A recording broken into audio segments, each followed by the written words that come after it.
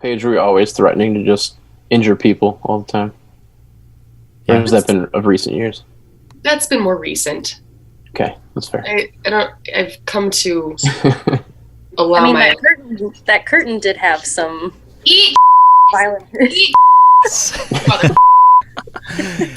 Yes, and I've got my blooper already. Perfect.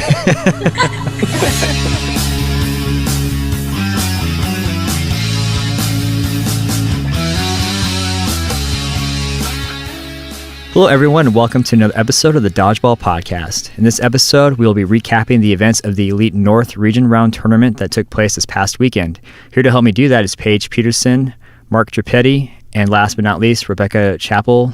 Guys, thank you so much for joining me and lending me your time to help recap what took place last weekend. With it hopefully still being fresh in our minds, let's just dive right in, starting with Paige. Even though you're no stranger to this podcast, why don't you go ahead and give us your full name and the team you played for, and role, if applicable, for round one. Start there. My full name is Paige Peterson.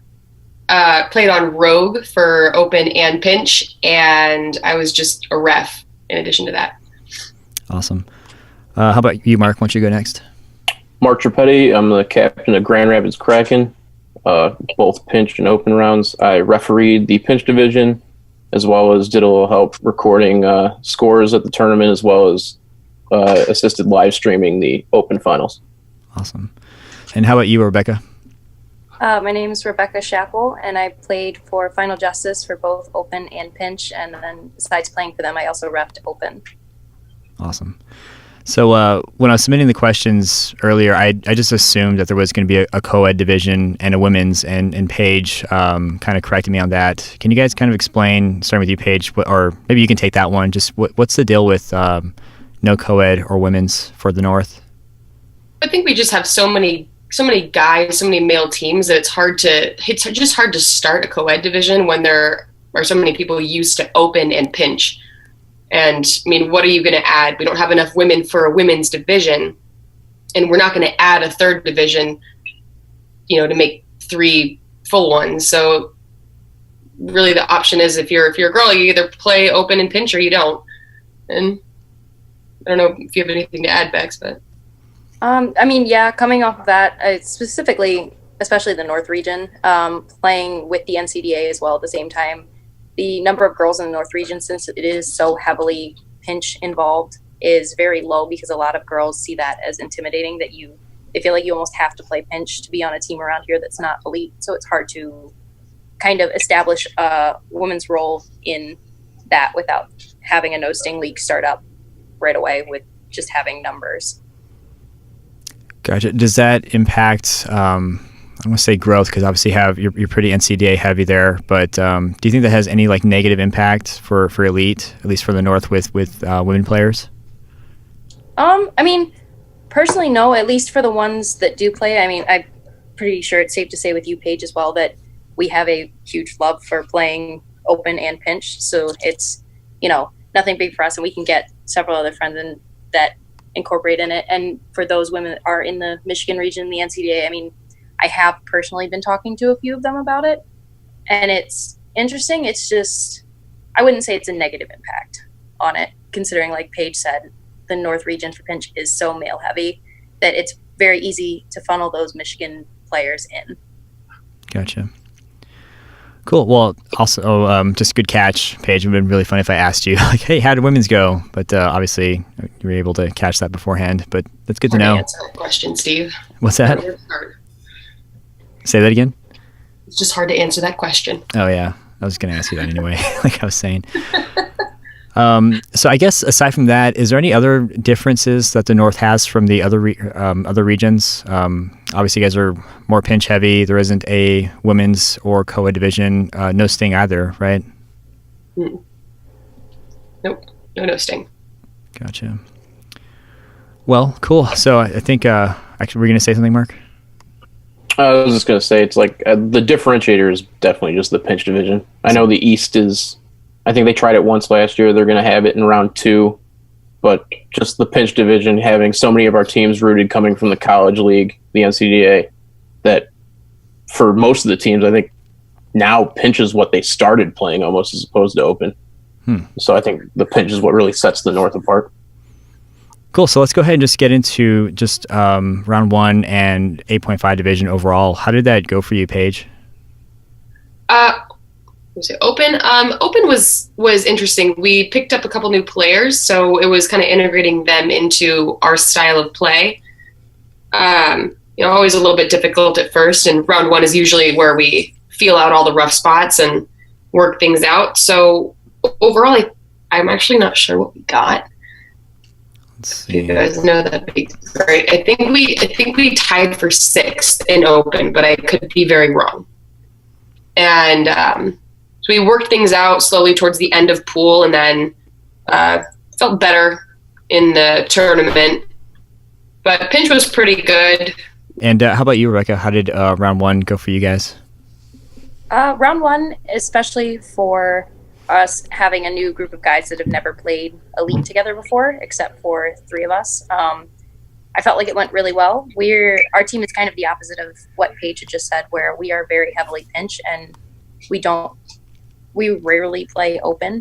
So getting our guys, to shake the rust off for Open and try and get through that to get ready for pinch was definitely a challenge. I was pretty happy with what we had seen. We definitely have some things we need to work on, but with having, like I said, 3 people who have never played Elite before come in and play that was good. I'm not sure what we finished in Open, but pinch overall, I thought we had a really strong showing. I know that when we first went into it, it was a 3-way tie for first out of seeding, and we ended up drawing and getting first place in seeding from round robin for pinch, and then fell into the losers bracket from Kraken, and we just lost in a heartbreaker to get 4th from Dynasty. But like I said, with us being new, it was a really good showing for us, and I think for round 2 we'll definitely come with a lot more of an improvement and a tougher mental aspect behind it. For both Open and pinch as well? Yes. Nice. Yeah, I'm looking at the Open bracket.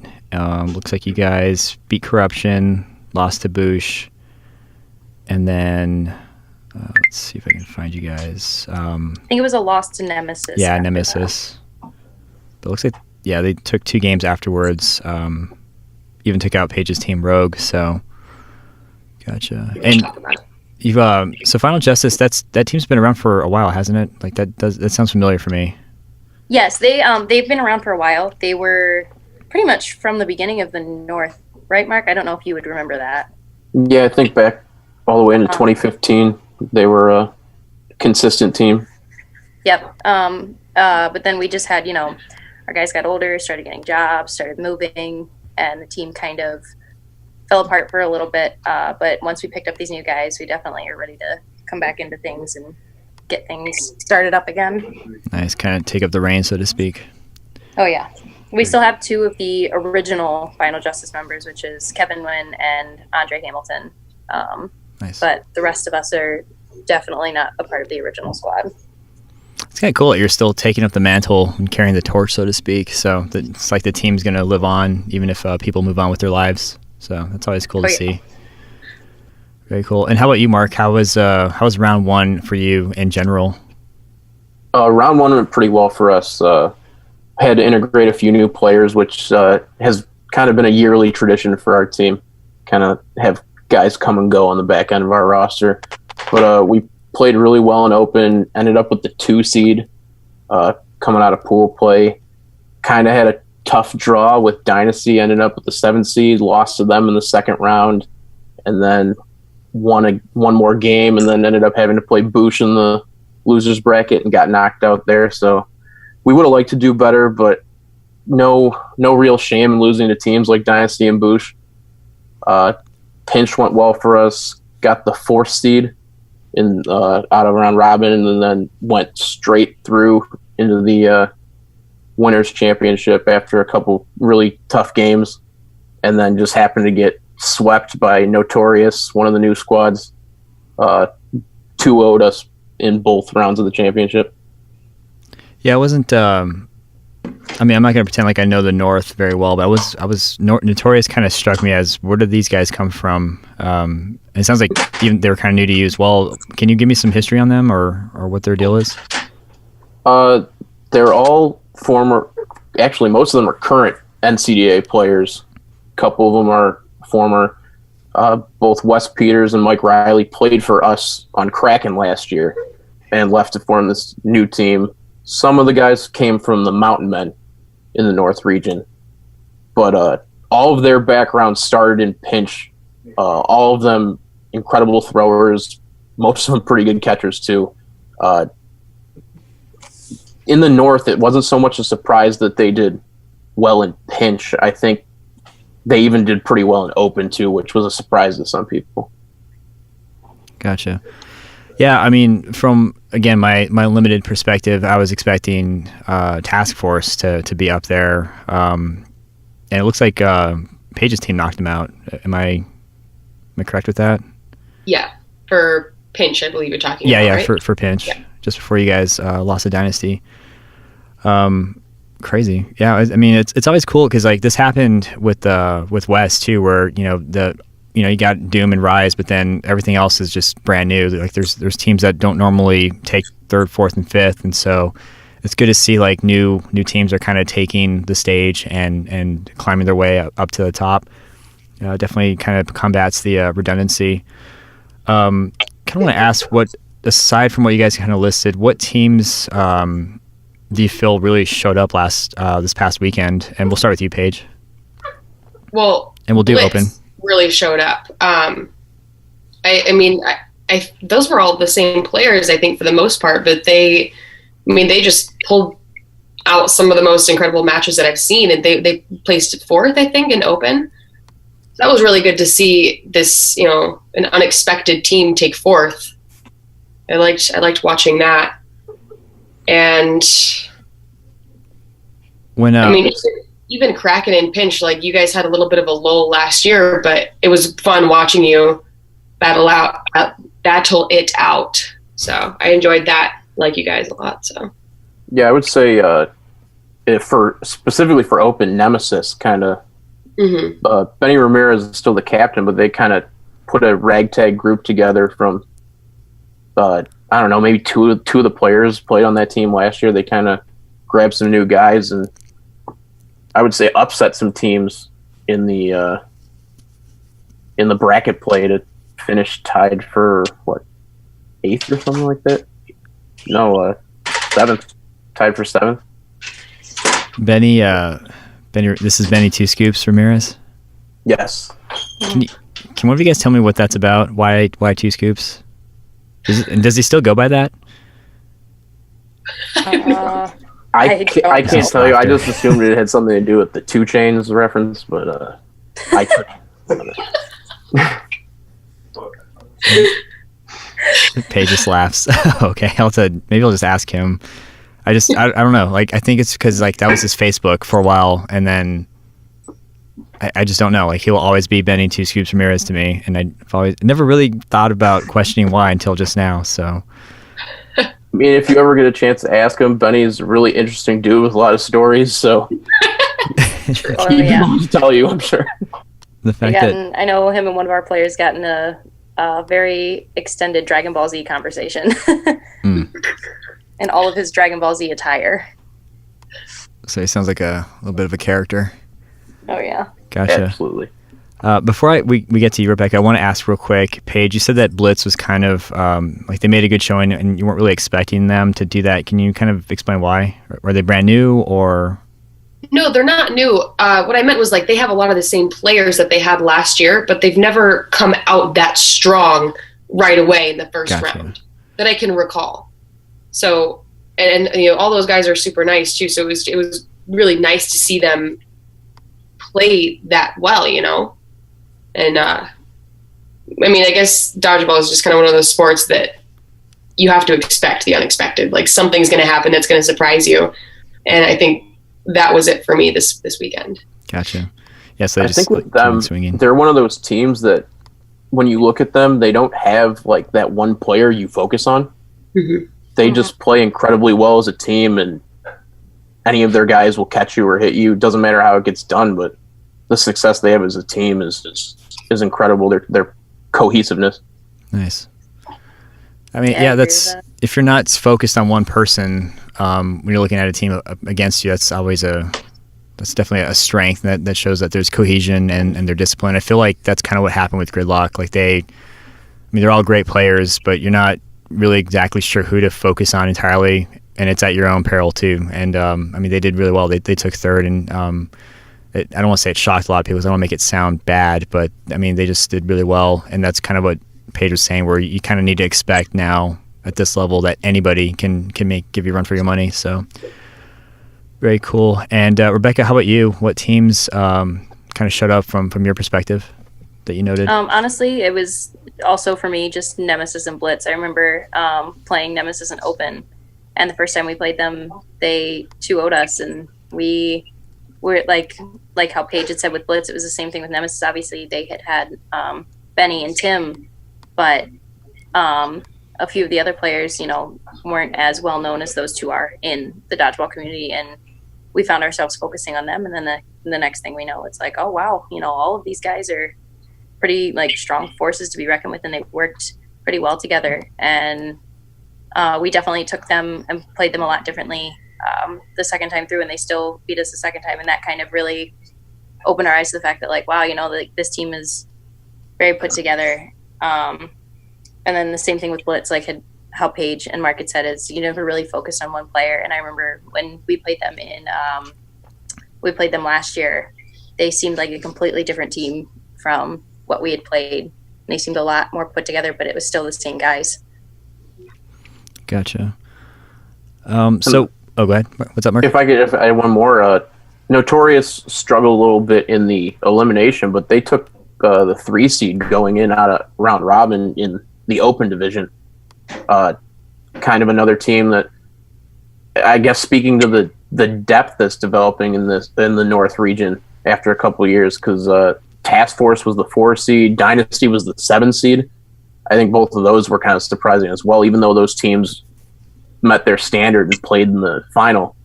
Both of them came in as lower seeds than we're used to seeing them. Gotcha. So we kind of covered just I want to say big picture, but if you guys can recall, and this is kind of where your memory would hopefully kick in, because we wanted to get into round robin just a little bit. Were there any other teams that gave you just a huge challenge that you're like, oh man, I gotta look out for them in the bracket play? And we can start with Paige for that question. I think 2 teams that are always really solid are Kaiju and Gamecocks. And that's for both open and pinch for the most part. And they have a lot of really good players. And when they put everything together, they're on. It's very difficult to beat them when they're all on. Cool. Yeah, Kaiju and Gamecocks. I know known Gamecocks for a while. Kaiju, I think, is relatively new. Is that correct, Paige? No, they've been around for a couple of years. I don't know if as other teams, but those players have all been around for the most part. Gotcha. It's like Devin McManus and Brian Lyford, Eddie Gary. Gotcha. Who else is on the team? Begum, yeah. I mean, these are all pretty veteran players, and they have a lot of talent on that team. Very cool. How about you, Mark? What teams kind of just gave you a huge, maybe not challenge, but you just had to look out for coming out of round robin? Always our matchups when we have to play Corruption, and I know people are aware of them now with the success they've had at nationals the last couple of years, but just a team like them that catches as much as they do, they could give anyone fits, and they beat us 2-0 in round robin, just easy one time. I hate matching up against those guys. Do they know you guys really well, or is it kind of like you said, they're just really good at catching? I think they probably know us really well too. It goes back even into college when most of those guys played at DePaul, and our team's all from Grand Valley State University. So we've been playing against those guys for 6-7 years now. Oh, that's cool. So you kind of have a little bit of a college rivalry that kind of bleeds into elite now. Absolutely. That's awesome. That's a new thing.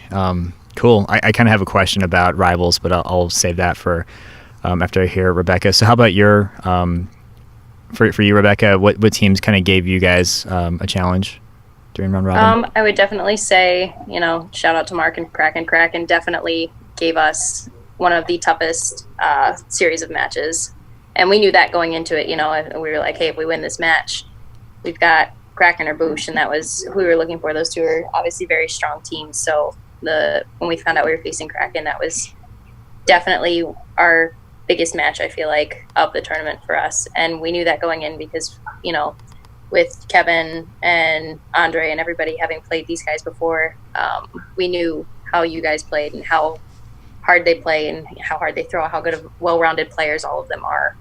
And so it was really a challenge for us to try and play around them and figure out ways to get past them or get the out or anything like that. And then going off of who Paige said as well with Gamecocks, that was another thing for us. Those guys are all very well-rounded players. You've got, people that are really strong catchers like Lesky, and then you've got Felix Perone throwing ridiculous, and it's definitely stuff you have to figure out how to work around. And for us, those were two of our biggest matchups and our biggest teams that we had to keep an eye on. Nice. So Markel Stokes asked, what are the heated rivals for the North? And I'm not sure who might be best to answer this one. But Paige, Mark, Rebecca, any of you guys know because for example, for the West, you've got Doom and Rise, obviously is one. Who would you say would that be for the North region? I think from this tournament in particular, the funniest and probably the most for lack of a better word, junk talking teams were Notorious and Dynasty, and they were on the court, just making jabs at each other. And I mean, it was hilarious because everybody in the North kind of knows each other. Everybody gives each other a hard time, and we all like each other, and we all leave afterwards and go hang out together. So it's all in good fun. I don't think it's quite the same as the West Coast or the East Coast for that matter. But I mean, we have everyone's a rival to an extent. There are players who rival each other, and it makes it more interesting. It makes it more fun to play. That we're all kind of friends. We all come from almost an NCDA background, and everybody's cool with the jabs that we, throw at each other. Gotcha. How about you, Mark? Do you have any input on that from your perspective? Okay, do you want to go? I've got a lot that I could talk about, so I want to. Sweet. Save it for last.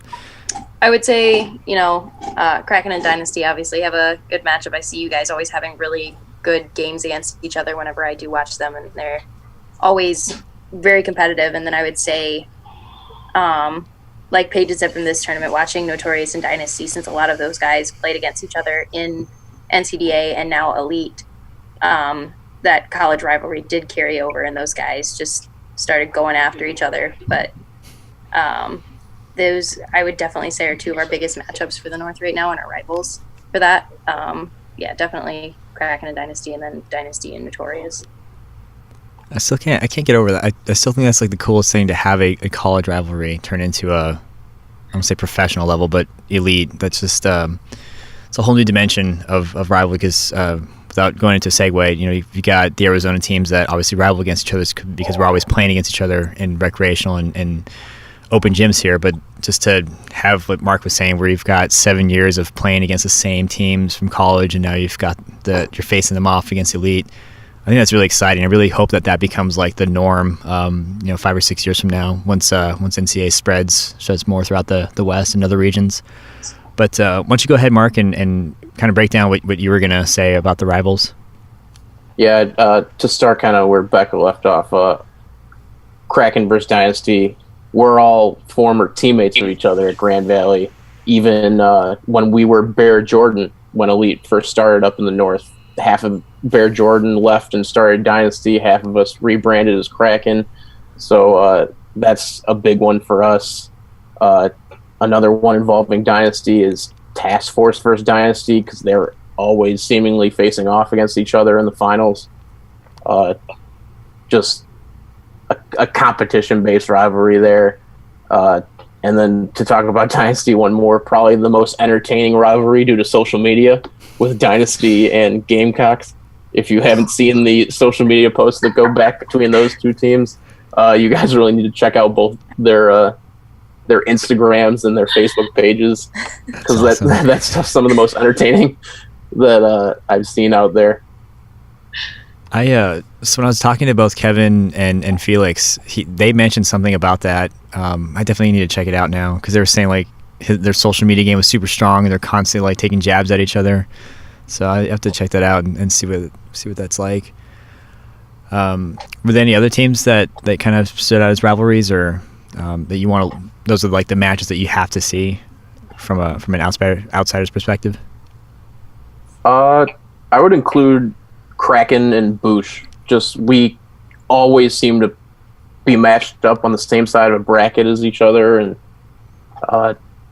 for a while, pretty even split. I think early on we started out getting the best of them, and of recently they've really bested us. And it's absolutely a friendly rivalry, but those games get pretty intense, very high quality.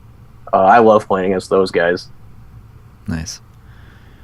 I was looking on Facebook and just kind of trying to see if I can get like a pulse on what happened, and I came across this post here. It says, after a rough round robin, defending series champions Grand Rapids Dynasty were able to fight back and claim the top spot in North Round 1 in Open 8.5 once again. Congrats to their rival Chicago Task Force for taking second and TC Boosh for taking third. So it's pretty fair to say that Dynasty and Task Force are rivals in 8.5.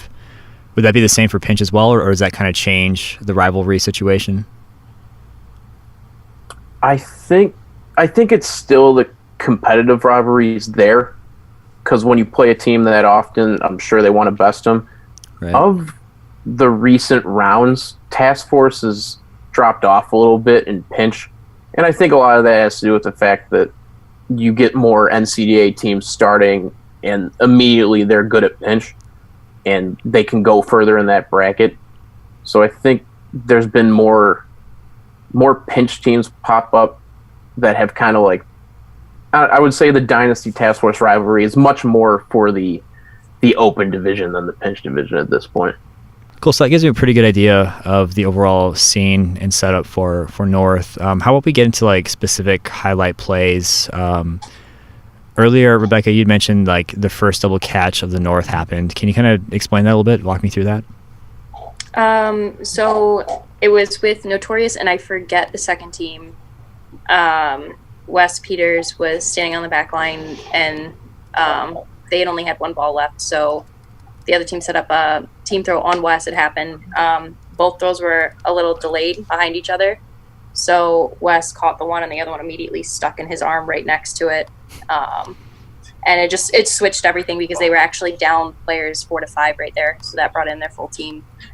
But it was definitely really cool to see. I know Wes is obviously a good catcher, so by the time the team throw happened, I had already expected Wes to come up probably with at least one of the catches. And then as soon as I looked, and I was like, oh wait, there's a second ball stuck in there. I was like, wow, that was actually really cool. Nice. But yeah, no, it was really cool. Awesome. And Mark, you'd mentioned something about like a throat catch you saw. Yeah, that was in the elimination bracket. That was in the Boosh Task Force game. Zarin Stone caught a ball like right on his chin, right in his throat, against Boosh. I can't recall who threw the ball. However, just the point in the game where that happened, and the fact that a matchup between Boosh and Task Force, a play like that to help Task Force advance to the next round, stay in the winner's bracket. It was an incredible catch. Now, were hands involved, or was it just like a straight up throat chin catch? Hands were involved. However, the force of the ball definitely went to the throat area first. Wow, that's kind of cool. Did he react at all, like, or did he just take it like a champ? Like, oh, I caught that, but my neck stings now. Or I've never really had a ball to the neck before, just point blank. I was standing behind him, so I didn't see the facial expressions that might have went with it. But Zarin kind of just stuck it and took the ball and went right back up to the attack line. Crazy. How about you, Paige? Did you catch anything exciting or interesting that happened during Open or 8.5? Yeah, I had a couple of catches. I think, is this only for Open that we're talking about? Yeah. We're just gonna Oh. cover 8.5. Can I start off pinch? Yeah, we can do that. Because I was preparing for pinch. I'm sorry. I got one more for open. Yeah, what you got, Mark? It was the elimination game between Dynasty and Kraken, and Colin O'Brien got hit in the ankle foot area. Ball took like a quick ricochet towards the back, and Kevin Bailey made just like a arms extended catch that normally you don't see somebody go for, because with the deflection rule, possibly lose two people. However, Kevin made that catch, and at that point in the game, I think we had a one-player advantage. We lost a player right after they hit one of us, and we were up at 1-0 at that point. They took that point after that play, and then took the third point as well. So that not only the level of difficulty on that, but the momentum swing that caused as well. Yeah, that's pretty cool. I imagine that was like I don't want to say all the calculations, but just the decision and commitment to make that catch on Kevin Bailey's part was pretty awesome. Great situational awareness, and then the fact that it swung the momentum of the game probably made it even that much more of a payoff. That's pretty cool. I don't think you see that too often. Usually when somebody gets hit, it's like, sorry, dude, you're done. How about you, Paige? You said you had some ideas for pinch though, or some players. Yeah, that you saw? there were a couple that stood out to me. I mean, one of them, I'm going to talk my team up a little bit. Tyler had a really amazing catch against Boosh. So it was Marcus versus, I think, 4 of the Boosh players. And he got a catch on someone, brought Tyler in. And Tyler goes up to the line, gets one player out, gets Cody out, and then Eric Stone is right on top of him at the attack line and throws hard. He doesn't let up on it. And Tyler makes a point-blank catch on Eric Stone. And then he gets up and gets their last guy out. This is all within like 45 seconds. So I think that was probably the highlight of our team, was Tyler taking out a bunch of players on Boosh, which is a hard team to beat in the first place, in 45 seconds. So I mean I loved that. And aside from that, I'm sorry, Trippiedi, but in the finals, you light so many people up that I love seeing you get caught. I love you, but I hate you at the same time. So when you threw it Wes when he was on his knees and he just point blank caught you, I actually really loved that, and I'm sorry that I'm telling you this. It's all right. I put a little extra mustard on that one, but when you hit somebody in the chest, I've yet to throw a ball through a body. I'm gonna keep trying, but sometimes it makes for ending up on the wrong end of a highlight reel. Yeah, what else can you do at that point? I guess next option is to throw through that person. Hopefully that never happens, but yeah. And this is pinch, right? You guys are throwing point blank at each other, full pinch, not holding back. Oh, yeah. 25 feet away, which is 5 feet shorter than the throw line we use in college. So Yep. It's gets a little intimidating when you're not the one holding the dodgeballs. Yeah, I can imagine. I will say, going off of that, Tyler's play sequence with Boosh, I remember our team was watching that on the side because we were on a break. And the second that Tyler had that point blank catch and then turned around and hit, I forget who it was that was left, hit him for the out. I just remember the next thing I know, I'm standing up with my jaw dropped, and the rest of my team is standing up next to me, and we're like, what just did that just happen? When you see a point blank pinch catch like that, it's like, wow. You pretty much are reacting by the time their arm's not even fully up, and it's incredible to see people stick those catches. Yeah, it's always. Yeah, I think I'd rather see that than the guy just get blasted point blank. It's such a, I won't say it's an easy thing, but you expect that person to get just lit up, but every time they catch, it doesn't matter who it is or what the result was. It's just, you're just like, holy crap, that was amazing. It's always cool to see. Actually, that could leads to another question for Rebecca. What as far as pinch goes, any highlight plays or anything that you saw? We can kind of just transition to you then. Aside from that, one play. I will say, when we were playing, I'm pretty sure it was Nemesis, our rookie Peyton. It got down to a 1v1 situation, The kid had 2 balls. One had rolled out of bounds, and he threw the one thinking that I think he thought he had the burden or something like that. Went to run back to the line, and Peyton just full charged him. Kid ducked down in, and I hate to say it, whoever it was, I'm so sorry, but that kid just unloaded a throw on him right to his face. And it was probably one of the hardest throws I'd seen of the day. I hate to say it, but oh my God, everybody on the sideline just kind of stabbed to make sure he was okay. Yikes. Other than that, there were a couple really sick catches we saw, going off of Tyler's that he had. And then there was another point blank one right after that. There were a lot of really good plays for round one, especially with these people, with us, not playing elite since last August. There was a lot of good plays that had happened. Awesome. Rebecca, do you want to cover that one-on-one? With us and Kraken? Yeah, sure. So down in pinch eliminations, we ended up going on to face Kraken. And that was the third point, right, Mark? That was for a decision? Yeah, 1-1 and 1-1 on the court in the third point. Yep, it was Paul Hiltbrand versus one of our rookies as well, Dan Kubana Ofori-Dankwa. And Kubana, like I just said, he's never played Elite before. He started learning Elite rules a couple months ago, and it was probably a 7-minute point back and forth, a bunch of throws, all really well placed, to the point that you couldn't just drop and make that catch on it. And finally, at one point, Dan throws right at the top left of Paul's shoulder, and Paul just sticks that catch right off his shoulder and nice. For the win. And it was, I hate to, obviously have us on the losing end, but that was a great catch by Paul. That was such a stressful point to watch. I went over to the bleachers and put my head down and was listening. I couldn't watch as 5-6 minutes passed. It was just intense. 5-6 the worst thing was with that minutes. we had to go on and face Gamecocks right after that, and we got into another 1v1 with one of our rookies for the win for us. He pulled out the win in that one, but that was another probably 5-minute point back and forth. And finally at the end of it, he pulled out the hit on Ryan Men for the win. The guy that did that for us was Dennis Sullivan. Nice. So were you guys just completely just done with being anxious and just the heart rate just shooting up back and forth? We were done at that point. We had too much stress in that past 20 minutes. So we wanted to just sit down and take a breather, but there was no way. It was so stressful. Let's say the elite tournaments take enough of a physical toll on you, so to add the mental distress of watching a teammate that you can't assist anymore. They're I didn't need any more of that. They're on their own. You're like, thoughts and prayers, man. But you're giving me a heart attack every exchange. How about you, Mark? Did we cover any of the plays that you might have noticed already for both pinch and open? I listed some of the open ones.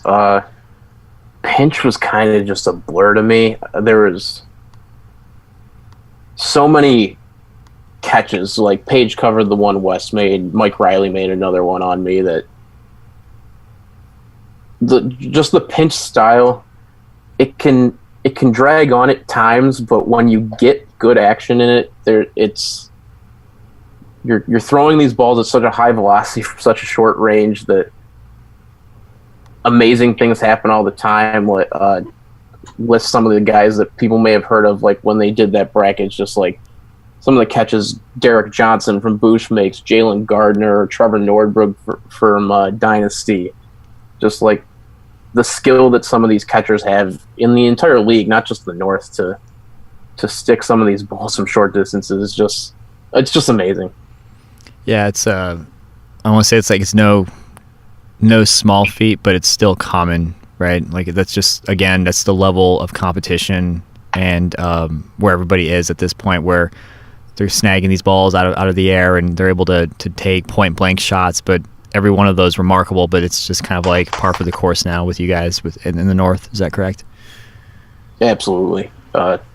Every team's got one or two guys now that you just want to avoid at all costs when you're a thrower. Nice. That's pretty cool, considering coming from pinch throwers. That's awesome. Cool. So let's go ahead and get into the players now. Mark, we can go and start with you. Any awesome just players, people that you wanted to kind of make note of from this past weekend? Yeah, I got a couple guys I could list. I'll start off with Colin O'Brien from Grand Rapids Dynasty. I think he did a great job shouldering the load for that team when some of their more notable guys you think of when you think of Dynasty kind of struggled early on. Colin's ability to just place his throws anywhere he wants helped carry them through the early part of elimination play after they struggled a little bit in the round robin. The next player I want to cover from Corruption would be Alex Watkins. Catches everything. You better try to hit him in the foot if you don't want to get caught. But not only with his catching that people know about, I think he really took a step up throwing-wise for them, too, in this tournament. The games I watched had a couple great kills. And then the third player I would want to highlight would be Jeremy Meadows from Boosh. Nice. I think their strategy changed a little bit from last year. And people are used to seeing Eric Stone and Cody Foley really carry them offensively. And Jeremy was just lights out in every game he played. He's no stranger to the dodgeball community, but he was incredibly efficient today or yesterday. Sorry. Nice. So his role, I guess, or presence was different. You can say. Yeah, I think they just leaned on him a little bit more, and it certainly paid off for him. Nice. Very cool. And how about you, Rebecca? First player I would definitely want to highlight is Felix Perrone from Gamecocks. I remember the first match we played against them for Pinch. He just started throwing absolutely ridiculous throws, and after we played them, our one player comes up to me and he was like, I don't remember Felix throwing that hard. That was probably one of the hardest throws I've seen today. And I mean, I couldn't agree more with that. Felix has an absolute cannon, and he was just catching like crazy as well. In his game versus Task Force, he had caught Glenn, and then right after that, a few minutes later, he caught Tim for the win, jumping midair catch right in the gut. Nice. Just and solidified it, and it was awesome to watch him play. He was definitely on yesterday. And then I was going to highlight two players from Notorious. One is new, Nick Kazerjian. He plays for Saginaw. I mean, it's no stranger for those of you that are have known the NCDA and the Michigan region. Nick is definitely one of the hardest throwers in the nation for it. And I was definitely expecting him to come out and play well yesterday. He definitely impressed me for not playing elite before. And then also Austin Briggy, who also plays for Central, coming out for Notorious. He definitely had a couple good plays, a couple good catches from what I had seen from them playing. And I'm excited to see those guys develop with Notorious. Awesome. And how about you, Paige? I also thought Felix did a really, really good job yesterday, and he really keeps their left corner completely solid. It's hard to get around him. It's hard to get him out, and he gets a lot of people out, and just like you said, makes catches. Just a very, really solid player.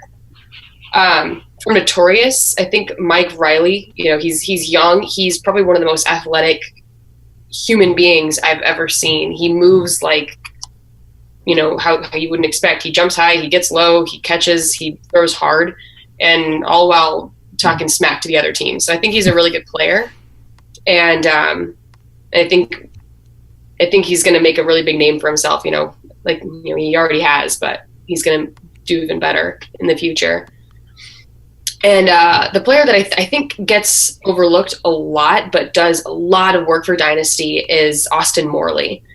That guy is hard to get out. He gets a lot of kills. He gets a lot of catches, and he's just, it's hard to hit him. And Dynasty obviously has a lot of good players, but I think he does a lot of the work, just, baiting throws, getting balls, getting out of the way, getting kills. I love watching him play. He's really good. I like him.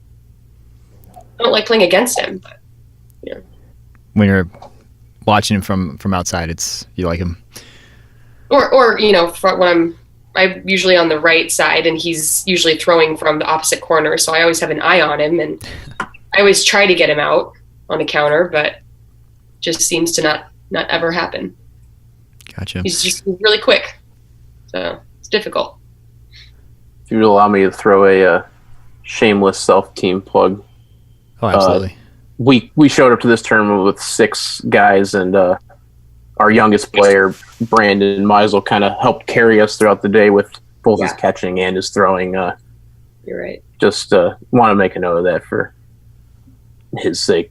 He deserves all the credit in the world after his performance yesterday.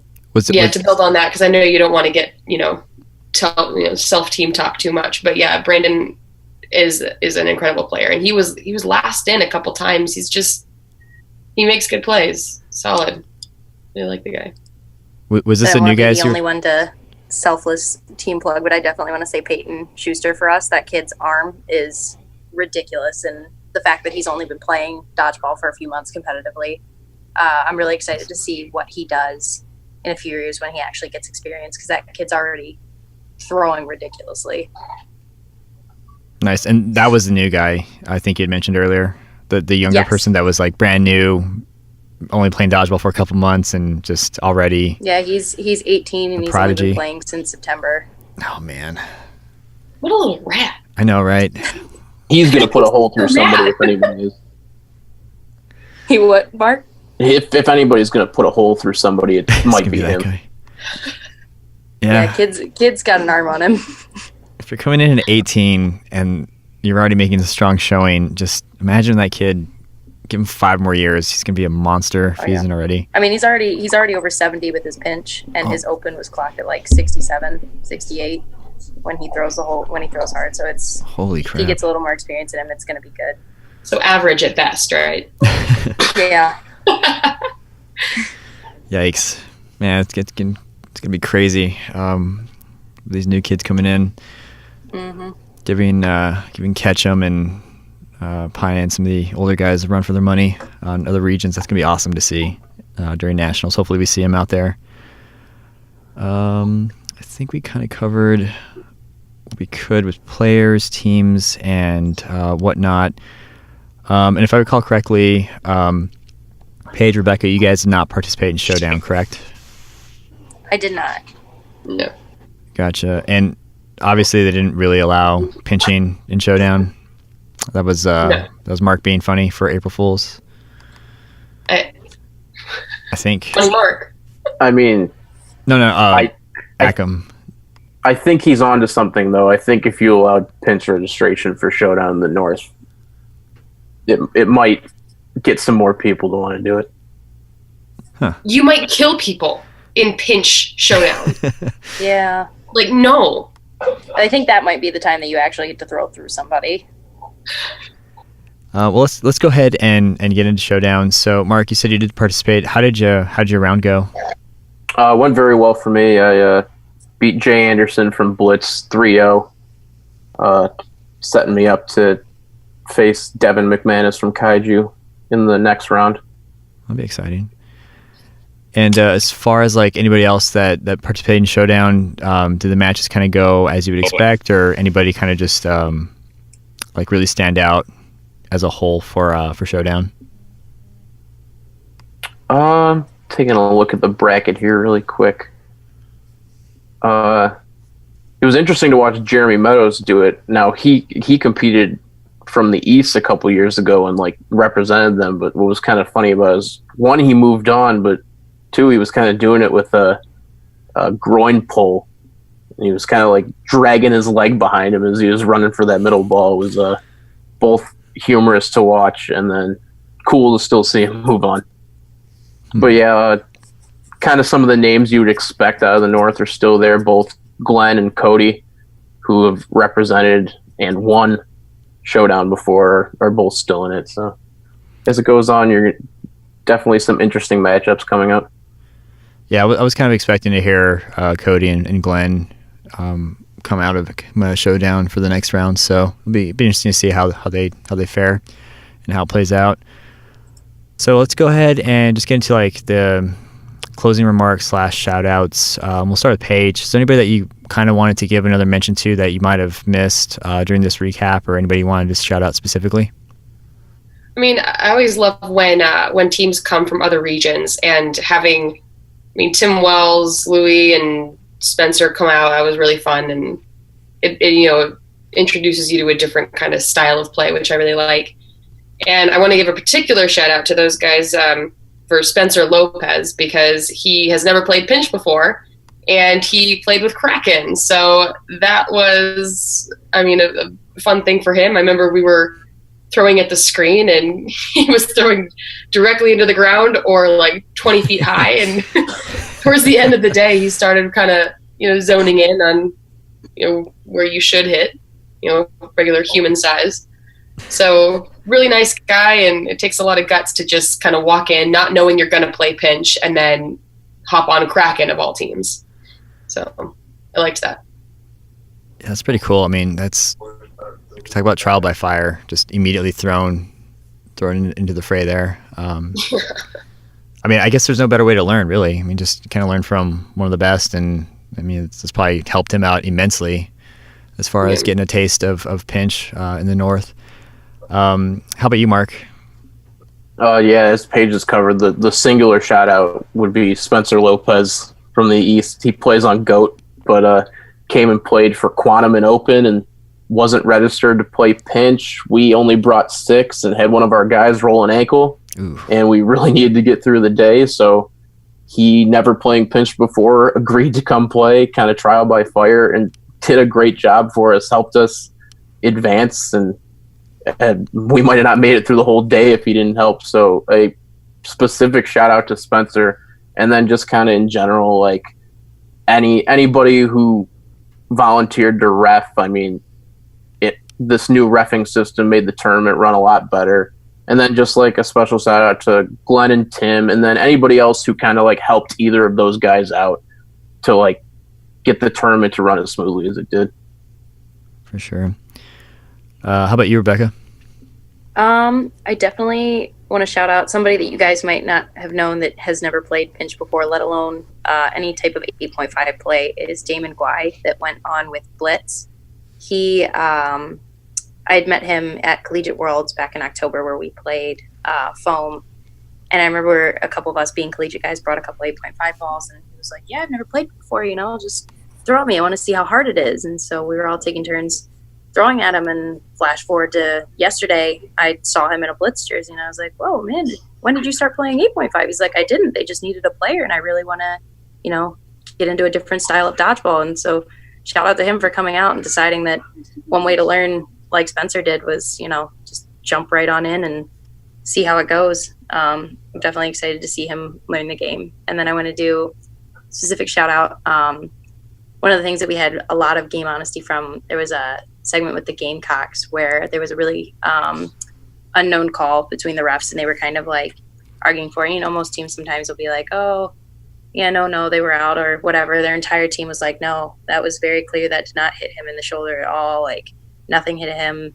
They made sure to like help the refs and be like, no, from our angle, even the guys that were sitting out on the side for them that weren't playing currently were like, they were very honest through the entire point. And it was really awesome to see that. But that team just kind of like let him stay in and actually was honest with the call. It was really nice. That's awesome. Yeah, that's always, I know the refs are supposed to make the final call. They're supposed to do their job, but it doesn't matter how good you are. You can't catch everything. And so you do need players to take their outs, but then also for the opposing team to kind of be like, no, that actually didn't hit you. You're good. Stay in. And then just earn it. So I love hearing about that. It's always nice to see that. But like you said with the refs, but it's nice of them when the refs were discussing whether the one was like, no, I think that hurt him, where their entire team jumped in and they were like, no, that ball was way clear. Because you don't always see that, Yeah. And it was nice to have that happen, especially in an elimination game where it gets a little heated. I'll bet. Well, real quick unshout out to Tim Wells, because apparently he broke your finger, maybe? Oh, no. It's all good with him. He apologized so much. It was just a weird angle that ball came in. He's all good. I love Tim. I love his style of play. He caught me reaching for one. He placed it really well, and it just happened to take my finger back.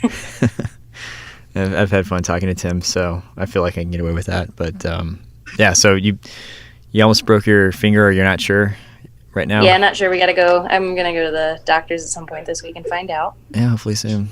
It's not on throwing hand though, so we'll be all right. That's what you're saying. You're like, cool, I can still play dodgeball, I can still throw, I'm good. Awesome. Cool. Well, I think that basically captures all of it. So thank you guys so much for being willing to spend some time and kind of talk dodgeball in the North with me. I really appreciate being able to do this, especially since I don't have much perspective on my own. So definitely appreciate you guys. Thank you so much. Thanks for having us on. Yep. Yeah. Thank you. Yep. And we'll go ahead and we'll end it there. Alrighty, so there you have the recap of the North Region First Round Tournament. Thank you guys so much for lending me your time and being willing to talk dodgeball within hours of the event. Definitely wanted to try to get this one as quickly as possible. So I know it's a quick turnaround, so I definitely appreciate that. Also, real quick shout out to Mark for streaming the games that we saw yesterday. It's I'll keep saying this. It's amazing to be able to tune in when you can and see who's playing and kind of just get a live viewing of what's taking place. And last but not least, that about wraps up the flurry of recaps. While it was never my intention to even do recaps, especially in this manner, I just felt the need to give it a shot and see what happened. And based on your feedback, it doesn't seem to be too terrible of an idea. Moving forward, I'll do my best to recap some of the larger events, especially the elite ones, at least stay on top of those. But with respect to what is realistic and not straying too far from the interview style, I'll do my best to balance it all out, but also try some new things as well. Still, your feedback is welcome, and I do take it to heart. So on that note, don't be stingy. Hope you all have a great rest of your week, and I'll see you Friday with my next victim. Have a great evening.